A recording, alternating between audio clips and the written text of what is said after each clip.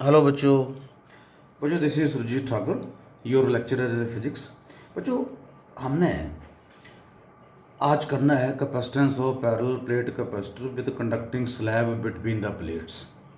आपको पता है कि हमारे पास एक कैपेसिटर जो होता है, जब सिंपल एयर या वैक्यूम बीच में हो तो ये दो प्लेट्स होती हैं। सपोज ये प्लेट है एक्स, ये प्लेट है वाई, इसके ऊपर चार्ज है प्लस, इसके ऊपर चार्ज है माइनस। तो बीच में एयर और वैक्यूम है। तो ये भी हमारे पास एक पैरेलल प्लेट कैपेसिटर है, सिंपल। ठीक है।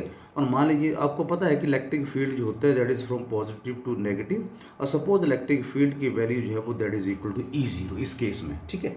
और अगर इसकी चार्ज डेंसिटी सिग्मा है तो बच्चों हमें पता है कि E0 जो होगा that will be equal to sigma upon epsilon naught, where epsilon naught is the absolute permittivity of the medium, epsilon naught. ठीक है।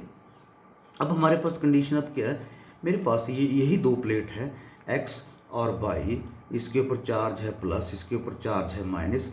मैंने एक कंडक्टिंग स्लैब ली और उसको इसके बीच में इंट्रोड्यूस कर दिया। ठीक है। मान लीजिए इस कंडक्टिंग स्लैब की जो थिकनेस है that is equal to T, right. और सपोज ये दोनों प्लेट्स, जब सिंपल ये प्लेट थी, इन दोनों के बीच की जो स्पेसिंग थी सपोज डी के बराबर थी, और एक कंडक्टिंग स्लैब ली, उसको इसके बीच में इंट्रोड्यूस कर दिया, इसके बीच में रख दिया। यहाँ पर इलेक्ट्रिक फील्ड जो होगा दैट विल E0 होगा।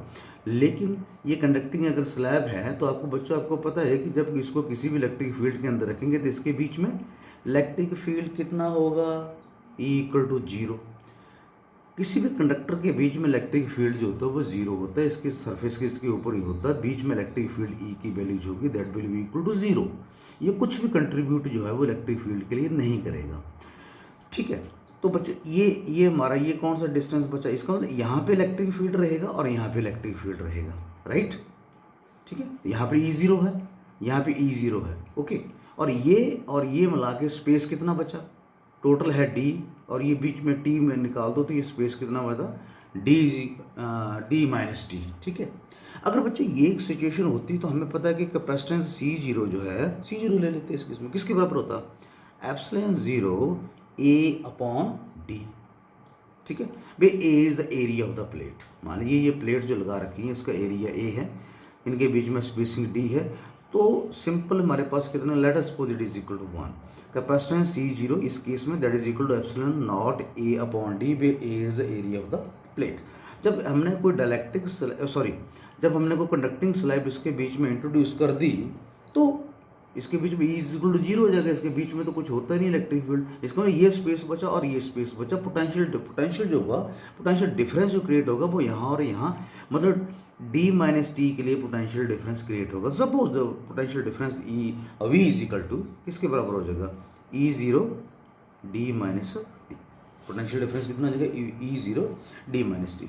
तो बच्चों हमें पता है कि E0 किसके बराबर, सिग्मा अपॉन एप्सिलॉन भर दो यहाँ पे, sigma upon epsilon not D-T। ठीक है। Sigma upon epsilon not D-T, okay. और अगर चार्ज इसके ऊपर Q है, राइट, तो हमें पता है if Q is the magnitude of the charge on each plate of the capacitor, then sigma किसके बराबर, sigma is equal to Q upon A। पता है आपको ये सिग्मा जो चार्ज डेंसिटी जो है that is equal to Q upon area, surface charge density है, sigma is equal to Q upon A। यहाँ पे पुट कर दो तो हमारे पास ये कितना बन जाएगा, Q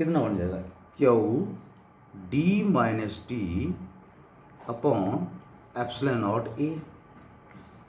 ठीक है बच्चों। तो ये V हमारे पास ये आ गया, राइट। हमें पता कि कैपेसिटेंस जो होती है that is Q upon V। तो ये कितना हो जाएगा, Q अपॉन V, इसको भर दो यहाँ पे, क्या भर देंगे, Q D-T, और नीचे वाली चीज़ ये ऊपर चली जाएगी, एप्सिलॉन नॉट A। Q से Q कट गया तो किसके बराबर आ गई है, epsilon naught A upon D-T। ठीक है बच्चों। ये हमारे पास आ गया किसके, C आ गया। C is equal to epsilon naught A upon D-T। Suppose this is 1, this is 2 and this is 1, this is 2। ठीक है। अब 1 को 2 से डिवाइड जब हम करेंगे, क्योंकि हमने दोनों को कंपेयर करना ना कि C0 और C पर क्या इफेक्ट पड़ेगा जब कंडक्टिंग स्लैब उसके ऊपर, 1 को 2 से डिवाइड कर दो। ठीक है। तो C upon C not is equal to C की वैल्यू अपन epsilon not A upon D, दोबारा लिख सकते हैं डी माइनस टी अपॉन, इसको भर दीजिए, epsilon not A upon D, right, ये आ जाएगा। तो बच्चों ये कट के कितना बचेगा हमारे पास, कितना बचेगा, ये D upon D minus T, बाकी कट जाएगा सारा, D upon D minus T. अगर इसको थोड़ा सा और इलेबोरेट करते हैं, C upon C not is equal to, क्या मैं इसको नीचे वाले को डी कॉमन निकाल लूँ, तो जब टी कॉमन निकालो अंदर क्या बचेगा, टी अपॉन डी, डी से डी कट गया, right.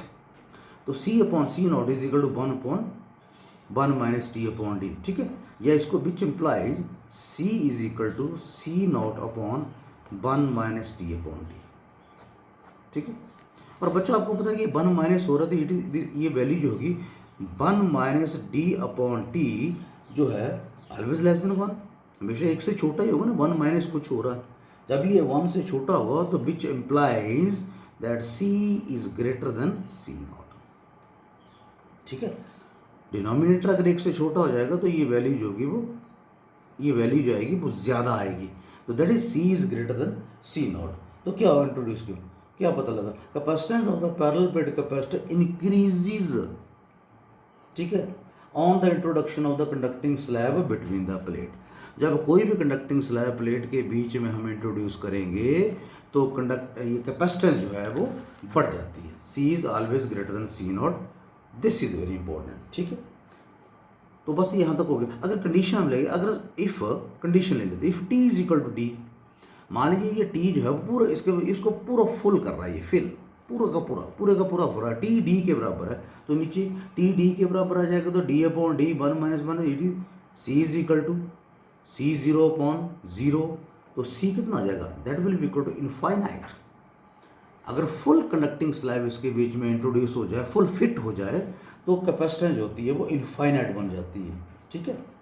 Which shows us capacitance of the parallel plate capacitor becomes infinite when space between the plates of the capacitor is filled completely with conducting medium या conducting slab। तो बच्चों ये एक simple सा topic, parallel plate capacitor और conducting slab जब introduce बीच में करेंगे तो कैपेसिटेंस पे क्या फ़र्क पड़ेगा, कैपेसिटेंस हमेशा ज़्यादा मिलेगी आपको, और अगर आपके पास फुल फिट का हो रही है वो कंडक्टिंग स्लैब इस पैरेलल प्लेट के बीच में, तो कैपेसिटेंस हमारे पास जो है वो इनफाइनाइट मिल रही है, ठीक है बच्चों। Okay bye, thank you.